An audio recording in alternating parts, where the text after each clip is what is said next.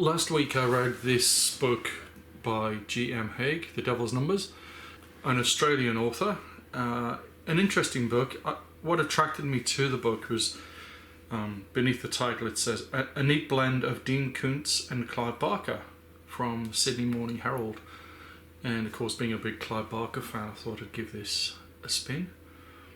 It's not that reminiscent of Clive Barker to me, I must admit. Having said that, it's a good read. Certainly a page turner, and I managed to get through it while I was on my holidays. Halfway through the holidays I completed it, which for me is is always a good test.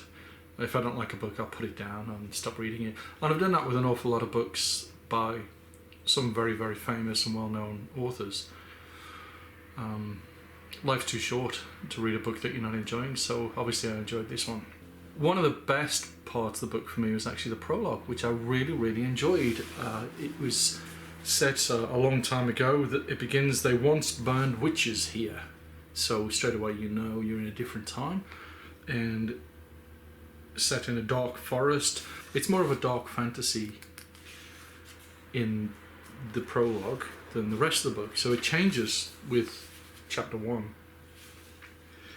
And the book is actually almost two stories running side by side, and it goes between one part of the story, which is about a submarine that was built during the war and how strange things happened.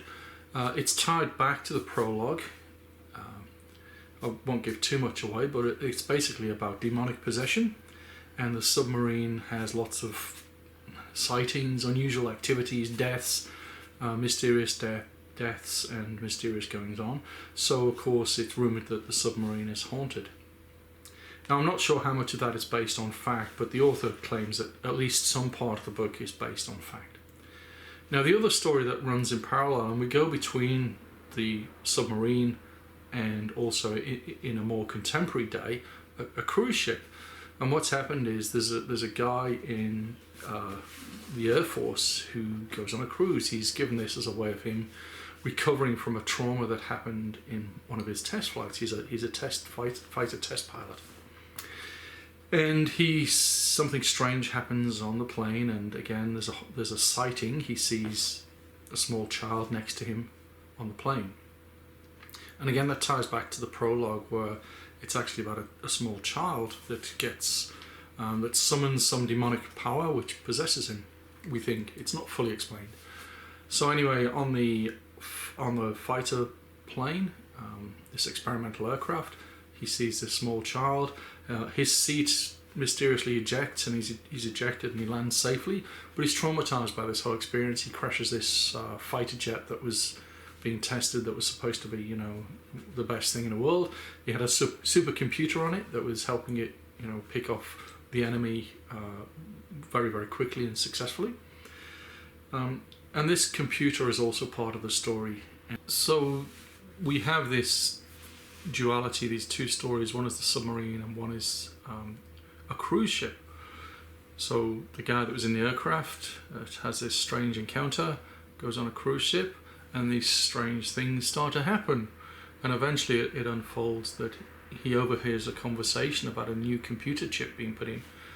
And it takes a long time for him to make the connection, but eventually he realizes that it's the same experimental computer chip that he had in his fighter jet that is now in this cruise ship.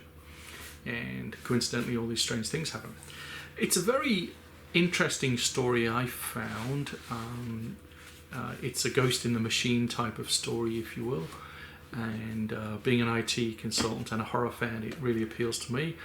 I also found it was very, perhaps not technical, but very detailed in the way it described the layout of the submarine and the layout of the cruise ship. Having never been on either of those, I find it a little bit difficult at times to fully get the picture. But I also decided that that's not too relevant, really.